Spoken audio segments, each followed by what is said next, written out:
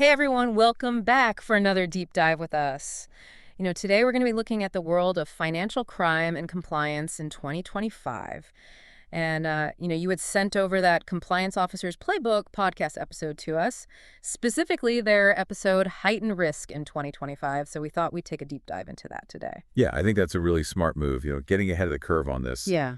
Understanding these risks is really not just about compliance. It's about, you know, making informed decisions for your business. Think of it as future-proofing your strategy. Right, exactly. And it really paints a picture of this rapidly changing landscape. And, it's Mm, so clear that technology is both a driver of opportunity, but also a source of new and evolving risks. absolutely. And I think what struck me most was the interconnectedness of these risks. Mm. We're talking about cybercrime, money laundering, terrorist financing, fraud. These are not, isolated threats. They all form this complex web. And it makes it that much more challenging to stay ahead of the game. Yeah, it really does feel like that game of whack-a-mole, but the moles are getting smarter and faster. So let's maybe try to narrow our focus a little bit here and look at some of the key areas that directly impact businesses like yours. The episode highlighted 8 priority risks for 2025. But, for your industry specifically, I think cybercrime, third-party risk and fraud are probably the most pressing. Yeah, I would agree with that. Cybercrime is a major concern, particularly with the rise of ransomware and these attacks targeting virtual currencies. And, your industry relies heavily on digital transactions and data security, making you a prime target. Okay, so what can businesses do to combat these cyber threats? They talked a lot about constantly assessing cybersecurity systems, but do you have any thoughts on maybe how to best approach that? Absolutely. It's not just about having the latest software. It's really about this multi-layered approach. Think, strong passwords, employee Mhm. training, regular vulnerability assessments. It's like having a good security system for your home, multiple layers of protection offer the best defense. Okay, so that makes sense. Uh, what about third-party risk then? The podcast emphasized the importance of due diligence on partners and suppliers. Yeah, and this is so crucial. You can have the most secure systems in the world, but if your partners have vulnerabilities, you're still at risk. It's like building a fortress with a weak back door. Yeah, so thorough vetting is key there. But how can businesses keep tabs on their partners' compliance practices on an ongoing basis? That's where, ongoing monitoring comes in. Yeah. And, clear contractual agreements. You need to ensure that your partners are held to the same compliance standards as you are. Think of it as this shared responsibility for security. Right. It's about creating that culture of compliance throughout the entire ecosystem that you're working with. Okay, the third major risk they flagged was fraud, especially with these increasingly sophisticated identity theft schemes. What are some actionable steps that businesses can take here? Well, you need to stay ahead of the curve, right? And the podcast really highlighted the need for advanced fraud detection systems. And we're talking about leveraging AI machine learning behavioral analytics.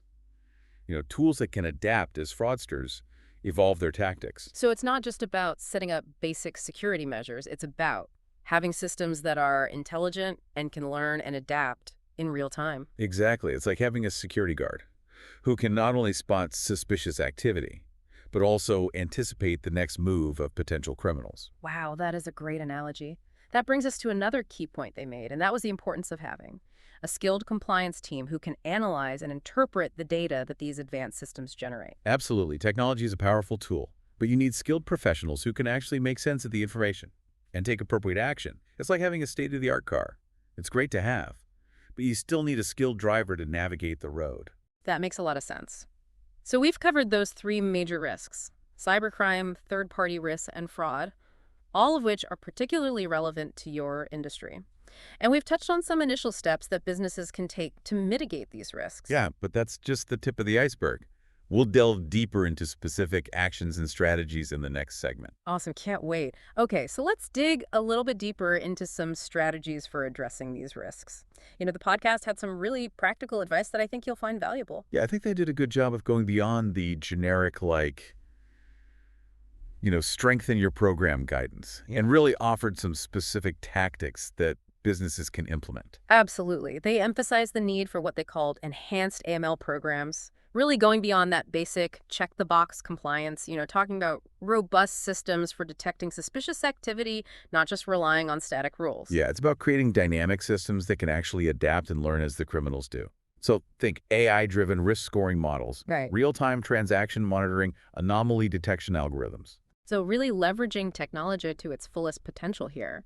But they also stress the importance of having skilled compliance professionals who can work alongside these tech tools. Absolutely. You need people who can analyze that data, understand the nuances of complex transactions, and really make informed decisions based on the insights that the technology provides. Which leads us to another key point, attracting and retaining that skilled talent.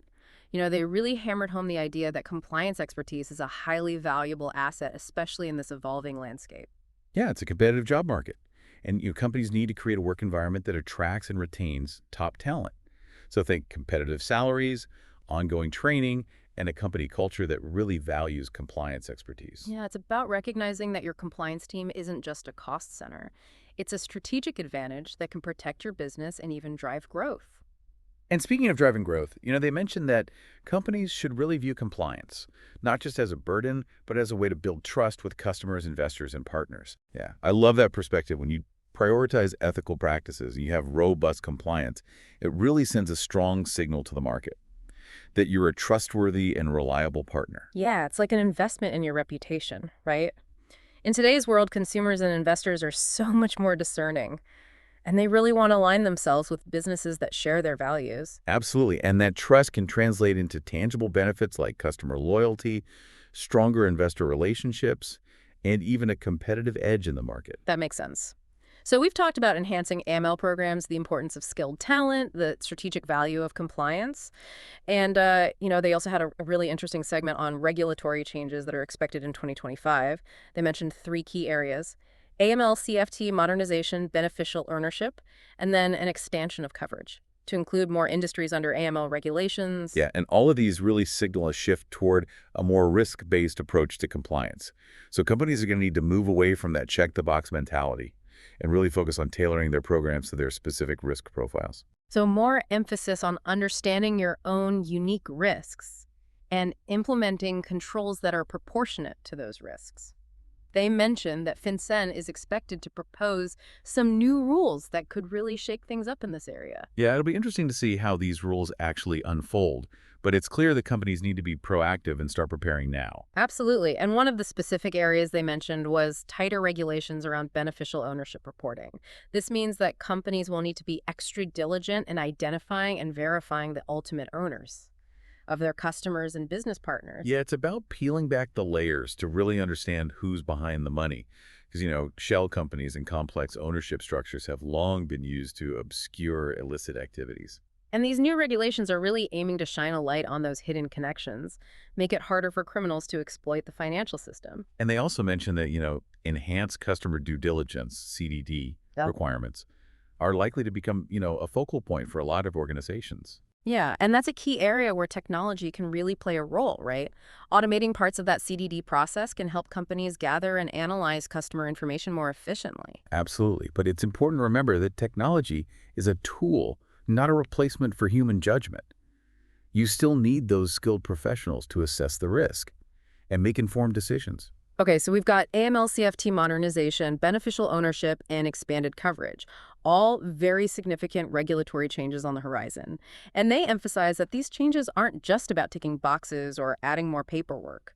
Yeah, they really reflect a fundamental shift in how regulators are approaching financial crime, and they have the potential to significantly impact the way businesses operate.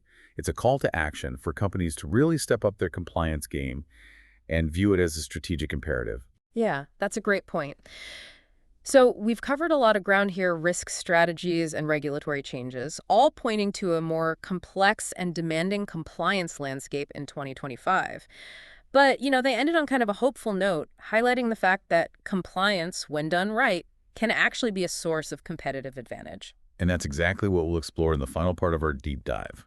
We'll unpack how you can actually turn compliance from a perceived burden into a driver of business growth and success. Awesome. Can't wait. We've talked a lot about the challenges and the changes, but I think it's important to highlight the opportunities as well. And the podcast made a really compelling argument for how compliance can actually be a strategic advantage for businesses.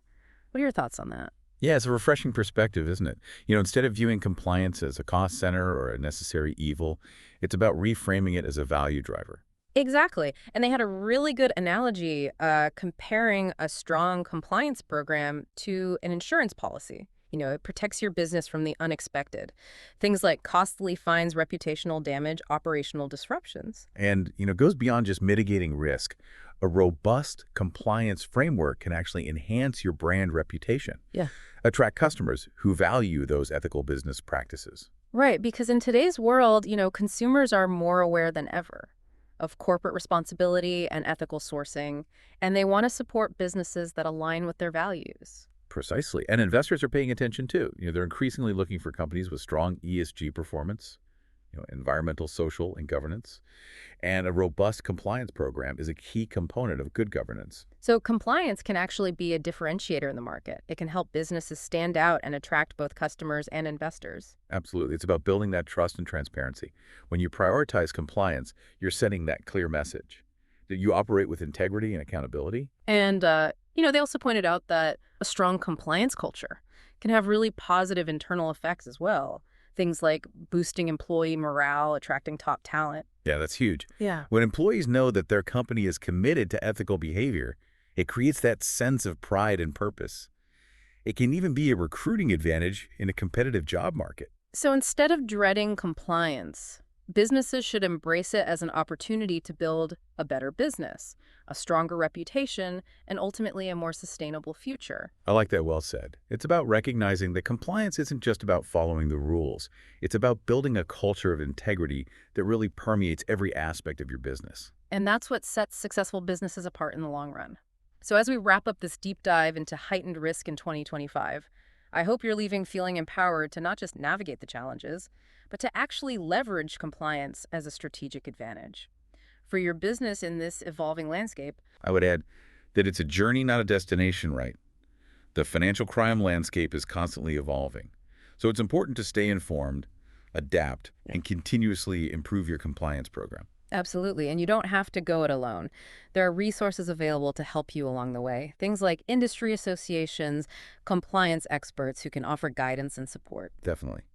Well, thanks for joining us for this deep dive. We hope you found it insightful and that you feel better equipped to face the challenges and the opportunities of 2025 with confidence. And, if you have any further questions or need clarification on anything that we discussed, please don't hesitate to reach out.